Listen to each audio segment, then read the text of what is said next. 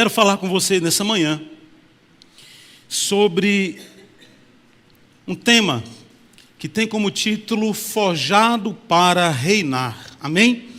E para isso nós vamos estudar, vamos ler 1 Samuel capítulo 30. Eu quero ler com vocês 1 Samuel capítulo 30. Nós vamos ler dos versos 1 ao verso 10. 1 Samuel 30, de 1 a 10, como base para a nossa reflexão nessa manhã. Texto bem conhecido, né, finalzinho do livro de 1 Samuel, capítulo 30. E nós lemos assim: 3 dias depois, quando Davi e seus homens chegaram à cidade de Ziclag, viram que os amalequitas haviam invadido o Neguebe e atacado Ziclag. Tinham destruído e queimado a cidade. Não mataram ninguém, mas tomaram como prisioneiros as mulheres, as crianças e os demais, e foram embora. Quando Davi e seus homens viram a cidade queimada e se deram conta do que havia acontecido com suas mulheres, seus filhos e suas filhas, lamentaram e choraram em alta voz, até não aguentar mais. As 2 esposas de Davi, Ainoã de Jezreel e Abigail, viúva de Nabal do Carmelo, estavam entre os que foram capturados. Davi ficou muito aflito, pois os homens estavam amargurados por terem perdido seus filhos e suas filhas, e começaram a falar em apedrejá-lo. Mas Davi encontrou forças no Senhor seu Deus. Então disse ao sacerdote Abiatar: traga o colete sacerdotal. E Abiatar, filho de Aimeleque, o trouxe. Davi perguntou ao Senhor: devo perseguir esse bando de saqueadores? Conseguirei apanhá-los? E o Senhor lhe respondeu: sim, vá atrás deles. Certamente conseguirá recuperar tudo que foi tomado de vocês. Davi e os 600 homens partiram e chegaram ao ribeiro de Besor, onde ficaram alguns deles. 200 dos homens que estavam exaustos demais para atravessar o ribeiro. E Davi continuou a perseguição com 400 homens. Amém, queridos? Louvado seja o nome do Senhor. Quero nessa manhã falar com vocês sobre o trabalhar de Deus nas nossas vidas. Quero nessa manhã compartilhar com vocês sobre momentos nos quais nós precisamos desenvolver resistência e resiliência para continuar na caminhada cristã. Queridos, muitas vezes a gente se considera como sendo pessoas fortes. Fala, puxa vida, eu passei por uma tribulação, por um problema tão grande, que eu não sei nem de onde que me vieram forças. Tem momentos na vida que parece que a gente tira força, irmãos, da raiz do cabelo. Eu tirei força da raiz do cabelo para enfrentar essa tribulação, mas graças a Deus, enfrentei e tive resistência para superar essa dificuldade, essa provação, esse problema, essa enfermidade, esse problema financeiro, essa crise conjugal, né? Essa situação tão desgastante. Fala, puxa vida, louvado seja o nome do Senhor, porque o Senhor renovou as minhas forças. Isso é muito bom quando acontece nas nossas vidas, né? A gente percebe que com a caminhada cristã a gente vai criando essa resistência, a gente vai criando essa força. Mas, amados, há momentos em que a gente muitas vezes olha para a situação e olha para um lado, olha para o outro e fala: Senhor, como é que eu vou enfrentar isso? E aí a gente se depara com a nossa fragilidade, a gente se depara com a nossa limitação. E muitas vezes é uma situação que para outras pessoas parece tão banal, né? Parece tão corriqueiro, tão comum, mas que para nós está além da nossa força, está além da nossa expectativa. E eu quero te perguntar nessa manhã: você se considera uma pessoa forte? Você se considera uma pessoa resistente?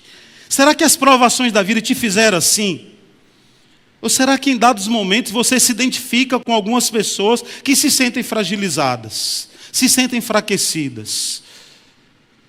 Queridos, é interessante a gente analisar dessa forma, porque em alguns momentos, em alguns problemas, nós temos força, mas em outros não. E é natural que seja assim. É natural que cada um tenha as suas limitações, é natural que cada um de nós tem né, os seus limites, tem as suas fragilidades, tem as suas áreas de força, tem as suas áreas, né, nas quais nós sabemos que estamos preparados. Falou, olha, já enfrentei a situação, saí de cabeça erguida porque o Senhor renovou as minhas forças e eu aprendi e posso até abençoar a vida de outras pessoas que estão passando por esse mesmo problema. Queridos, nós estamos falando no decorrer desse mês sobre resistência e resiliência. E de maneira muito breve, já foi inclusive falado semana passada, a resistência é o ato ou o efeito de resistir. É a capacidade que uma força tem de se opor à outra. A resistência é a capacidade que o ser humano tem de suportar muitas vezes a fome, a fadiga, o cansaço. A resistência muitas vezes ela se desenvolve na nossa vida quando a gente precisa defender-nos ou defender as pessoas que nós amamos contra a investida de um adversário. Você resiste, você se levanta. Louvado seja o nome do Senhor, porque Deus tem levantado neste lugar uma igreja resistente. Uma igreja que não desiste, um povo que crê no poder que há no nome de Jesus e tem se levantado para se opor contra a força das trevas, contra tudo aquilo que o inimigo tem tentado trazer e colocar no meio, no arraial do povo de Deus. Nós temos aprendido a ser resistentes. Resistentes contra o pecado, resistentes contra tantas e tantas coisas que têm se levantado no nosso meio. Você é uma pessoa resistente? Você se considera assim? E muitas vezes essa resistência ela é desenvolvida por meio das lutas. É assim que o Senhor vai nos capacitando. É assim que o Senhor vai nos fortalecendo. Mas eu quero te dizer nessa manhã, se você não é uma pessoa resistente, ou se você talvez não seja uma pessoa resiliente, eu quero te dizer que você vai sair daqui sendo uma pessoa mais resistente diante das tribulações da vida. E eu digo mais, sendo alguém resiliente. E olha só que coisa interessante. O que é resiliência? Temos ali um elástico. A resiliência é essa capacidade que alguns elementos têm de se esticar e depois voltar à sua condição de origem. Né? Podemos ver a resiliência no elástico, numa borracha. Podemos ver a característica da resiliência numa mola. Quando você estica uma mola ou puxa uma mola, a mola vai lá, se estica e daqui a pouco volta para a sua posição de origem, para o seu estado inicial. Olha o que o dicionário diz sobre resiliência. Uma capacidade física, uma propriedade que alguns corpos apresentam de retornar à forma original, após terem sido submetidas a uma deformação elástica. Sabe um exemplo prático? Quem já viu aqui um bambuzal? Você passa no lugar que tem um bambuzal, ali no outro florestal tem uns bambuzais bonitos, né? Aí de repente você vê uma tempestade, um vento vindo sobre aquele bambuzal. O que acontece?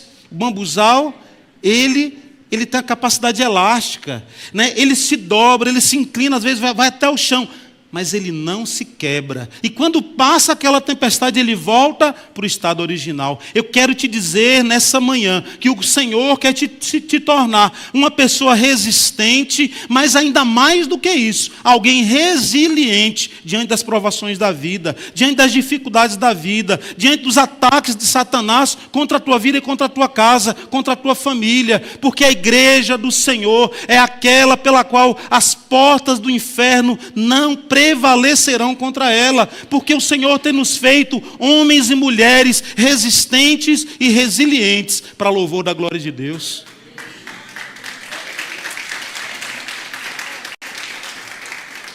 Meus amados, quando nós olhamos para as Escrituras Sagradas, nós encontramos pessoas resistentes e resilientes em tantas e tantas situações. Pessoas que enfrentaram dilemas e problemas que vão muito além das nossas expectativas. O que a gente pode falar? Por exemplo, fisicamente. Porque a resistência e a resiliência, ela se apresenta nas nossas vidas de maneira física, de maneira estratégica, de maneira emocional e de maneira espiritual. Porque são áreas da vida que precisam de cuidado, que precisam de desafio, que precisam de aprendizado, que precisam de fortalecimento, mas que precisa de experiência com Deus. E quando nós olhamos para o texto que nós lemos, nós encontramos um contexto muito interessante. Davi e os seus 600 guerreiros Mas num período da história de Davi, irmãos, muito interessante, porque era um período no qual Davi, mesmo sendo o homem segundo o coração de Deus, mesmo sendo aquele homem que um dia se levantou contra um gigante, com poder, com autoridade, com estratégia, com direção da parte de Deus, se levantou diante de todo o exército de Israel com apenas algumas pedras para se levantar contra o grande gigante Golias. Deus usou a sua vida com valentia, com coragem. Ele se tornou o grande herói de Israel. Um homem que enfrentou desafios desde quando ele era pequeno dentro da sua casa, porque não era bem visto pelos seus pais, pelo seu pai, nem pelos seus irmãos. Mas superou desafios, enfrentou gigantes, se tornou um grande guerreiro, um homem respeitado. Mas esse momento da vida de Davi foi um momento de fuga. Davi estava por um período longo fugindo da presença do seu sogro. Quem tem sogro bom aqui? Levanta a mão. Deixa eu ver. Quem que tem sogro bom? Né? Oh, que maravilha. E sogra? Menos mãos levantadas, né? Mas, queridos, imagina a situação de Davi fugindo da presença do rei Saul, que era o seu sogro, porque Saul temia perder o trono, se levantou contra Davi, porque sabia que Davi era um homem benquisto, era um homem admirado, né? Cantava-se uma canção: Saul matou seus milhares e Davi matou seus 10 milhares. Era uma canção conhecida. O ciúme, a inveja, o medo, a insegurança se levantou no coração de Saul e começou a perseguir Davi. E é nesse contexto, é nesse recorte da vida de Davi que nós nos encontramos agora. O que Davi fez? Fugiu para todos os lugares. Teve 2 oportunidades para tirar a vida do rei Saul. Lá na caverna de Adulão, e quando o Senhor colocou um sono profundo no exército de Saul, e Davi teve acesso ali a Saul, mas não tocou na vida de Saul. Sabe por quê? Porque Davi era um homem segundo o coração de Deus, era um homem espiritual, e ele sabia que não poderia jamais tocar na vida de alguém que um dia havia sido ungido pelo Senhor. A única estratégia que Davi encontrou foi fugir de Israel. E por um período de 1 ano e 4 meses, Davi esteve entre os filisteus. Davi procurou abrigo com um rei filisteu que ele tinha simpatia, chamado Aques, e começou a guerrear por aquele rei, para que Saul já não mais o alcançasse. É nesse contexto histórico da vida de Davi que nós nos encontramos. E sabemos que os filisteus eram adversários ferrenhos do povo de Israel, de forma que os filisteus se levantaram contra o povo de Israel, e Davi, como sendo um escudeiro daquele rei Aques, se juntou a eles para guerrear contra o povo de Deus. Olha que absurdo. Olha que situação que Davi se colocou. Mas quando Davi se junta àquele exército, os demais reis filisteus, quando viram aquele homem, disseram o seguinte, falaram: olha, que história é essa de trazer esse homem, esse grande guerreiro, esse indivíduo que matou um gigante, esse pelo qual as pessoas cantam, Saul matou milhares, Davi matou 10 milhares. Como é que a gente vai ter essa pessoa aqui no nosso exército? Não tem condições. Porque se ele de uma hora para outra mudar de opinião, ele se levanta contra o nosso exército e vai nos destruir. Recusaram a ajuda de Davi. Então, Davi e os seus 600 soldados retornaram para a cidade de Ziclag, a cidade refúgio que o rei Aques lhe concedeu para que ele e os seus soldados vivessem naquele período, lá naquele território. Mas, amados, quando Davi e os seus 600 soldados retornam para Ziclag, quando eles chegaram na cidade, eles encontraram um quadro aterrorizante. A cidade queimada, a cidade destruída, todos os seus bens furtados, roubados, todas as suas esposas daqueles homens e os seus filhos e filhas, assim como todos os seus pertences foram roubados, as suas famílias sequestradas. É nesse contexto de amargura, é nesse contexto de decepção, é nesse contexto de cansaço físico, pessoas extenuadas. Os estudiosos afirmam que o retorno de Davi, de onde se encontrava o exército filisteu, até a cidade de Aques, duraram 3 dias de caminhada. Já chegaram ali naquela cidade de Ziclag, cansados, esgotados fisicamente, e de repente se depararam com um quadro aterrorizante. A cidade havia sido invadida pelos amalequitas. As suas famílias foram roubadas. Queridos, esse é o contexto histórico. E o que nós lemos aqui no texto é que quando aqueles homens guerreiros, homens valorosos, homens de guerra, homens duros, se depararam com aquela realidade, o texto da palavra de Deus que nós acabamos de ler nos diz que eles começaram a chorar. Há momentos na nossa vida, irmãos, que a única coisa que nos resta é sentar e chorar. E foi justamente o que aconteceu com aquelas pessoas.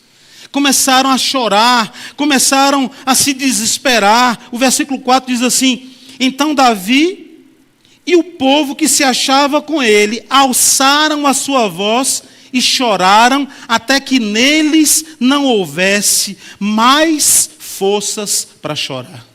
Eu quero te perguntar nessa manhã, em algum momento da tua vida você já se encontrou numa situação no qual a única resposta era o choro, era a dor, era o sofrimento, é a amargura, é a decepção, é o desespero, é a angústia? Se vocês nunca passaram por isso, eu espero que nunca passem, mas eu já passei, irmãos. Eu já passei por momentos na vida de chorar até secar as lágrimas. E eu achava que isso era uma falácia, mas acontece. Chega um momento que você só chora de dentro para fora, a lágrima não desce mais, seca. Foi justamente assim que se encontraram aqueles homens. Foi justamente desse jeito que eles se sentiram desesperados. Queridos, e consequentemente a dor e a amargura daqueles homens estava muito além dos bens, porque os bens vêm e vão. Vão-se os anéis, ficam-se os dedos. Quando o prejuízo é apenas financeiro, nos abala, claro, às vezes uma vida de trabalho, um carro que você está pagando ali financiado, acontece de um malfeitor levar, é uma decepção, é uma chateação, mas não vai te levar à bancarrota, mas não vai te levar para o fundo do poço, mas não vai amargurar o teu coração. Mas, amados, quando alguém toca na nossa família, no ente querido, na nossa esposa, no nosso marido, nos nossos filhos, aí a dor vem. Aí o desespero bate, aí a angústia alcança os nossos corações. E era assim que esses homens se encontravam, chorando. Eu fico imaginando um quadro como esse. Homens de guerra, homens violentos, homens que viviam da espada, homens duros, acostumados com a morte, com o campo de batalha, homens temidos. E a história conta que esses homens nunca haviam sofrido uma derrota. Foram afrontados de tal forma que perderam completamente as suas forças. Mas a história nos conta que aqueles homens, de tão desesperados que estavam, se levantaram e começaram a procurar um culpado. Encontraram o culpado. O culpado era Davi. Davi, o seu líder, a pessoa que eles estavam dispostos a oferecer a sua vida para guerrear por ele, foi o culpado nessa situação, e eles não estavam errados, porque Davi pegou todo o seu exército, levou para lutar pelos filisteus e deixou a sua casa, a sua família desguarnecida, desprotegida. E naquele momento os amalequitas, como covardes que eram, se aproveitaram dessa situação e invadiram aquela cidade, levando toda a sua riqueza e sequestrando aquelas pessoas. O texto nos diz que eles desejaram apedrejar a Davi. Tamanha era a sua dor, tamanha era a sua decepção, e encontraram alguém que realmente falhou com eles. Ele tinha que ter deixado ali um grupo protegendo aquela cidade, protegendo o bem mais precioso que eles tinham, que era a família, mas ele não deixou. Consequentemente, ele falhou como líder. Versículo 5 diz, versículo de número 6 diz assim: e Davi muito se angustiou, porque o povo falava de apedrejá-lo, porque a alma de todo o povo estava em amargura, cada um por causa dos seus filhos e de suas filhas. Todavia Davi se fortaleceu no Senhor. Queridos, eu quero te dizer nessa manhã que, contextualizando e trazendo essa realidade para as nossas vidas, existem muitos pais, muitas mães, que estão saindo para o campo de batalha da vida, para trabalhar, para ganhar o pão de cada dia, para alcançar os seus objetivos, e não estão se dando conta que a sua Ziclag está descoberta, está desprotegida. Quantas pessoas bem intencionadas têm deixado de cuidar da sua casa, de cuidar dos seus filhos, de cuidar do seu casamento, e os amalequitas, que representam o inimigo das nossas almas, têm encontrado espaço aberto.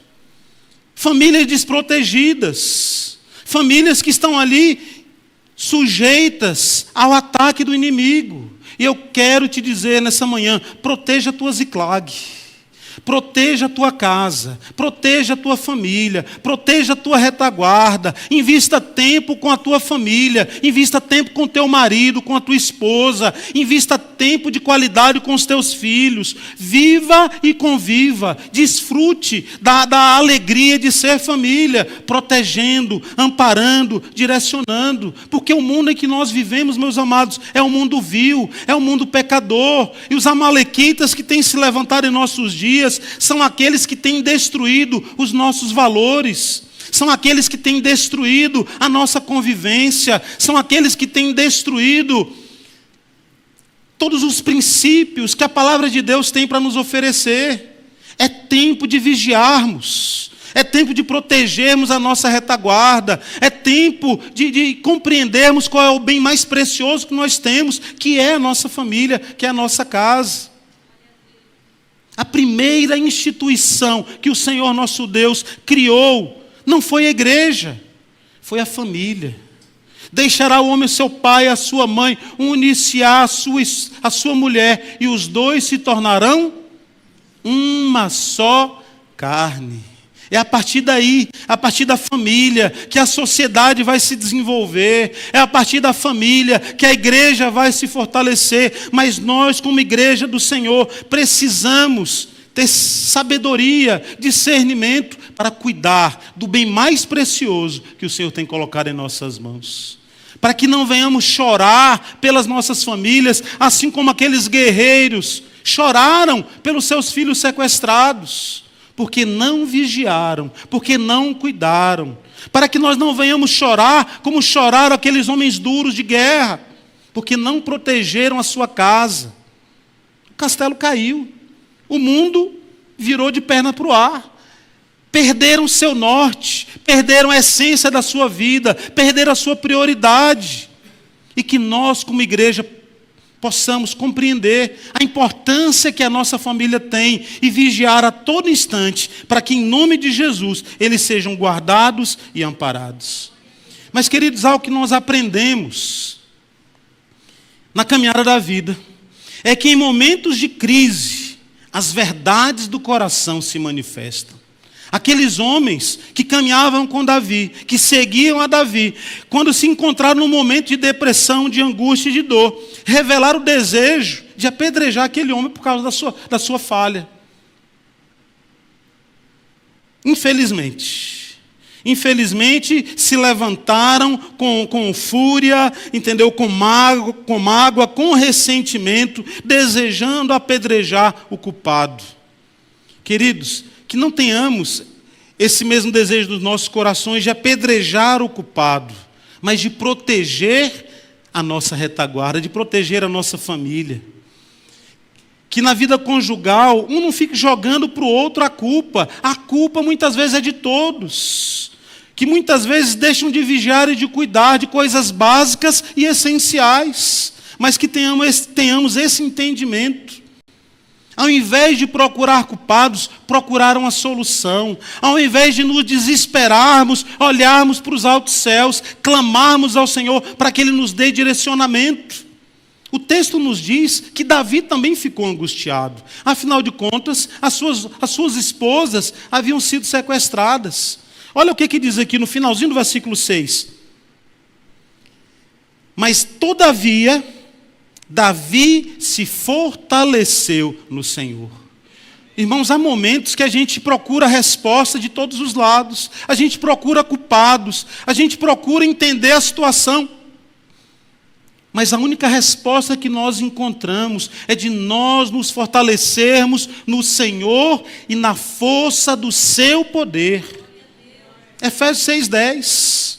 Fortalecei-vos no Senhor e na força do seu poder. O poder é dele. É ele que vai renovar as tuas forças. É ele que vai te tirar daquela posição de angústia, de dor e de sofrimento e vai te colocar numa posição de destaque. É ele que vai usar a tua vida. É ele que vai tocar no teu coração. É ele que vai te dar entendimento para resolver essa situação, para proteger quem tem que ser protegido e para tomar uma atitude de fé como igreja do Senhor. Versículo 7 diz assim: e disse a Abiatar o sacerdote, e disse Davi a Abiatar o sacerdote, filho de Aimeleque: traze-me, peço-te aqui o éfode. E Abiatar trouxe o éfode a Davi. Então consultou Davi ao Senhor, dizendo: perseguirei eu essa tropa, alcançá-la-ei. E lhe disse: persegue-a, porque de certo alcançarás e tudo libertarás. Queridos, há momentos que só o Senhor vai nos dar um direcionamento. Coloca diante dele, consulta o Senhor. O texto nos diz que Davi se fortaleceu no Senhor. Eu não sei como é que você se encontra nessa manhã. Talvez decepcionado, talvez enfraquecido, talvez desesperançoso ou desesperançosa, talvez sem expectativa, talvez procurando culpados por causa de situações. Mas faça como Davi, se fortaleça no Senhor, na força do seu poder, compreendendo que toda boa dádiva, todo dom perfeito vem dos altos céus, desce do Pai das luzes, aquele que não tem sombra, aquele que não tem variação, aquele que abre porta e ninguém fecha, aquele que supre as nossas necessidades, aquele que adestra as nossas mãos para o combate, aquele que nos dá estratégia, aquele que nos dá coragem, aquele que nos tira do pó e nos coloca na posição de destaque para o louvor da sua glória. Se fortaleça no Senhor, busque o Senhor, coloca a tua fé, a tua expectativa no Senhor. Ele é o teu Deus, Ele é o teu socorro, Ele é o teu amparo, Ele é o Deus do vale, mas é o Deus dos montes. Ele é aquele que supre as nossas necessidades. Eu aprendo com Davi, queridos, algo muito importante, que nós devemos sempre consultar ao Senhor. Só que Davi, apesar de saber disso, parece que ele se esqueceu. No momento da aflição, da fuga, do desespero, Davi decidiu criar uma aliança com um povo que era inimigo do povo de Deus, com os filisteus. Eu quero te dizer também nessa manhã, tome cuidado com as alianças que você tem feito. Tome cuidado com as pessoas com quem você convive. Tome cuidado com as sociedades que você faz. Tome cuidado com as pessoas que andam juntamente contigo. Somos um povo santo, separado, consagrado, propriedade exclusiva de Deus. Precisamos viver e conviver com pessoas com a nossa mesma base de fé. Cuidado. Davi, querendo agradar pessoas que não mereciam a sua confiança e que desmereceram a sua confiança, desprivilegiou e deixou a sua retaguarda, a sua família, à mercê do inimigo. E quantas vezes, irmãos, por causa de alianças erradas, por causa de compromisso errado, nós temos, infelizmente, tropeçado. Mas Davi renovou as suas forças no Senhor. E aí nós vemos um processo interessante. Na hora que acabou a resistência, Deus manifestou na vida de Davi a resiliência, a capacidade de se adaptar àquele momento de crise e de superar aquele momento de crise, a capacidade de fazer um esforço sobremaneira para poder resolver aquela demanda urgente. Mas aprenda uma coisa, faça diferente como Davi fez. Porque Davi só buscou o Senhor depois que a vaca foi para o brejo. Depois que tudo deu errado. Falou, bom, agora me resta uma alternativa. Já sei, eu tenho um recurso. Já sei, eu tenho expectativa. Já sei, eu tenho uma carta na manga. Já sei, eu vou agora consultar o Senhor. Eu vou me renovar nele. Amados, faça diferente. Que seja na tua vida, que seja na vida da tua família, a primeira coisa a ser feita, antes de você firmar aliança com pessoas erradas, antes de você tomar decisões erradas, consulte ao Senhor, permita que Ele faça parte da tua vida, permita que Ele te dê a visão geral daquela situação, para que você não venha se comprometer com pessoas erradas e não venha sacrificar o teu bem mais precioso, que é a tua família. Louvado seja o nome do Senhor nosso Deus, esse Deus que supre, esse Deus que fala, esse Deus que nos levanta, esse Deus que conhece a nossa limitação, esse Deus que sabe que somos pó, que conhece até onde vai a nossa resistência. Você quer ver uma coisa interessante nesse texto? Aqueles homens, quando receberam a direção de Deus, quando perguntaram ao Senhor, por meio da vida de Davi, se eles deveriam seguir adiante, e Davi fez apenas 2 perguntas. Chamou o sacerdote e ali consultou ao Senhor. E perguntou: Senhor, devemos perseguir? O Senhor falou: persiga. Senhor, o Senhor vai nos dar a vitória. O Senhor, eu vou dar a vitória. Queridos, todas as vezes que você se prostrar diante do Senhor, apresentando uma demanda, uma dificuldade, um dilema, um problema, o Senhor vai te responder. Mas faça como Davi, vai de maneira muito clara, muito objetiva. Senhor, persigo ou não persigo? Davi, persegue.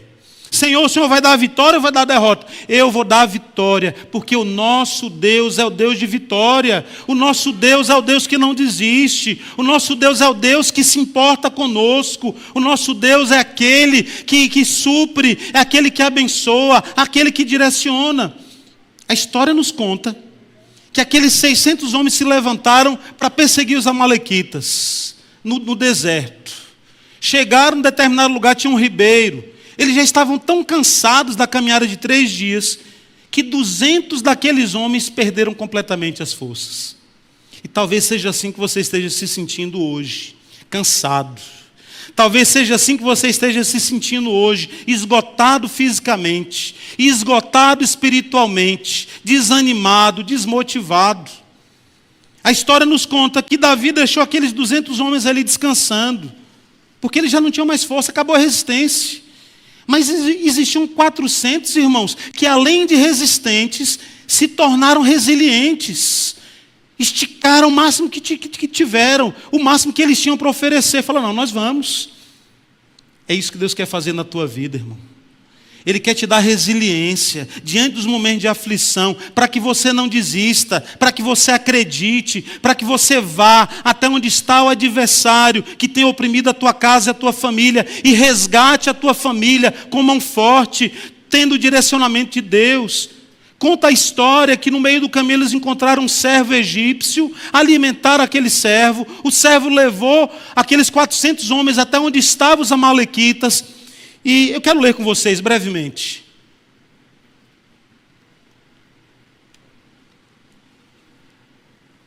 Olha só que coisa maravilhosa. Porque quando a gente fala desse texto, dá a impressão de que é muito problema e aí nada se resolveu. Mas olha o que diz aqui a partir do versículo 18. 1 Samuel 30, a partir do 18.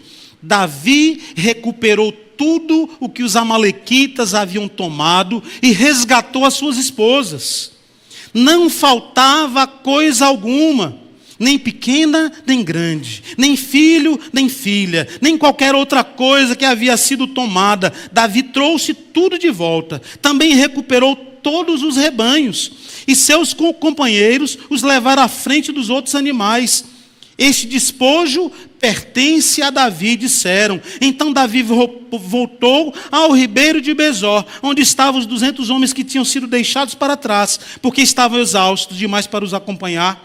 Saíram ao encontro de Davi e seus companheiros, e ele os cumprimentou com alegria. Eu quero te dizer nessa manhã, o Senhor quer usar a tua vida. O Senhor vai levantar pessoas resistentes e resilientes para te ajudar nessa jornada. Não vá sozinho. Busque auxílio, busque pessoas resilientes assim como você, pessoas que têm o temor de Deus, pessoas que vão passar pela sua fragilidade, mas vão superar, que conhecem a dimensão da tua dor, para que você alcance os amalequitas, que têm se levantado contra a tua casa, para que você restaure aquilo que foi roubado, para que em nome de Jesus cada um de nós possa desfrutar da alegria de recuperar aquilo que foi perdido. Eu quero te falar nessa manhã que Deus estava forjando a vida de Davi.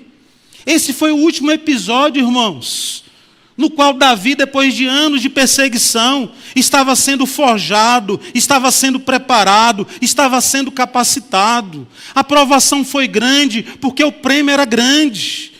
A dificuldade foi grande porque o objetivo, o projeto de Deus na sua vida era imenso. E Deus tinha para Davi um trono. Deus já havia lhe prometido um trono, mas para que ele pudesse reinar nesse trono com autoridade, com poder de Deus, com sabedoria, com unção, sendo resistente e sendo resiliente, ele precisava passar pelo momento da provação. Ele precisava compreender que esse Deus é o Deus que recupera, é o Deus da restauração, é o Deus dos novos começos, é o Deus que para Ele não tem nada impossível. Olha para a tua casa, olha para a tua família, olha para os teus filhos, olha para os problemas que para você parecem impossíveis de serem resolvidos e coloca diante do Senhor. Clame ao Senhor, busque uma orientação direta do Senhor.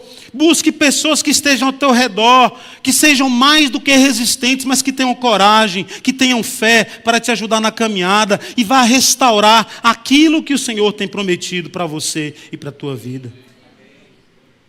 Nada melhor do que vivermos debaixo da orientação desse Deus, que é um Deus que restitui, é um Deus que faz novas todas as coisas. E olha que coisa interessante que aconteceu na vida de Davi. Se levantou contra os amalequitas, venceu, superou, ninguém perdeu a vida, todos os filhos foram restaurados, todas as esposas foram trazidas de volta, entregues aos seus maridos, ninguém se perdeu. Davi pegou todos os bens que ele havia alcançado, todo aquele despojo de guerra, restaurou aquilo que ele tinha perdido e muito mais coisa que aquele exército tinha lá como despojos. Mas olha a generosidade desse homem. Quando ele retorna, juntamente com todo o seu espólio de guerra, eles chegaram diante daqueles homens, daqueles 200, que já não tinham mais forças. E algumas pessoas disseram, a gente não vai dividir nada com eles, porque eles não lutaram, por que eles vão receber alguma coisa? Mas é onde entra a generosidade, é onde entra o entendimento do trabalhar de Deus na vida do homem de Deus. Davi olhou para aqueles homens com graça e falou, não, nós vamos dividir os espojos de guerra de maneira igual. Todos vão receber a sua porção.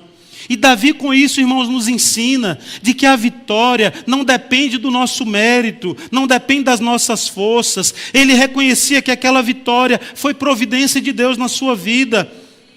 E tudo aquilo que nós recebemos da parte do Senhor de maneira generosa, desprendida, voluntária, expressando amor e compaixão, nós precisamos compartilhar com aqueles que têm ficado fragilizados, cansados pelo meio do caminho. Abençoa a vida da pessoa que está ali esgotada fisicamente. Abençoa a vida daquela pessoa que já não tem mais expectativa. Aprenda a ser generoso, a exemplo do que fez Davi, para louvor da glória de Deus. Mas recupere tudo aquilo que foi perdido, crendo que o Senhor está num processo de fortalecimento sobre a tua vida, sobre a tua casa e sobre a tua família. Eu quero finalizar nessa manhã trazendo um exemplo muito interessante sobre o processo que Deus realizava na vida de Davi. Meus amados, Deus queria fazer de Davi algo muito além do que um carvão. E nós sabemos que o diamante, um dia foi carvão, há milhares e milhares de anos atrás. Mas você sabe qual foi o processo que transformou aquele carvão num diamante? O tempo, a provação e a alta pressão. Talvez você esteja dizendo assim, Senhor, a pressão é muito grande. Senhor, eu me encontro desesperado, angustiado. Senhor, eu já não aguento mais. Senhor, está difícil. Senhor, está muito quente, a pressão é muito grande. Senhor, a provação é maior do que as minhas forças. Tenha certeza de que o objetivo de Deus na vida de Davi era transformá-lo de um simples pedaço de carvão num diamante, lapidado, preparado, capacitado E é interessante o diamante, que o diamante é uma das pedras mais duras que existem. E muitas vezes, irmão, nós precisamos ser duros para enfrentar as provações da vida. Seja você um diamante, seja você alguém que recebe com alegria o momento da provação, o momento da dificuldade, renovando as suas forças no Senhor, permitindo que o Espírito Santo trabalhe na tua vida. Portanto, meu amado e amada irmã, não desista pelo meio do caminho, clame ao Senhor por força, por renovação. O grande inventor Thomas Edison, ele tem uma frase muito icônica. Ele diz assim: nossa maior fraqueza está em desistir. O caminho mais certo para o sucesso é tentar mais uma vez. Eu quero finalizar nessa manhã te dando a oportunidade de tentar mais uma vez. De acreditar, de compreender que esse Deus que prova é também o Deus que aprova. De compreender que esse Deus é capaz de pegar as nossas vidas, que são simples e frágeis, como um simples pedaço de carvão, e transformá-lo num diamante lapidado, separado, consagrado para louvor da sua glória.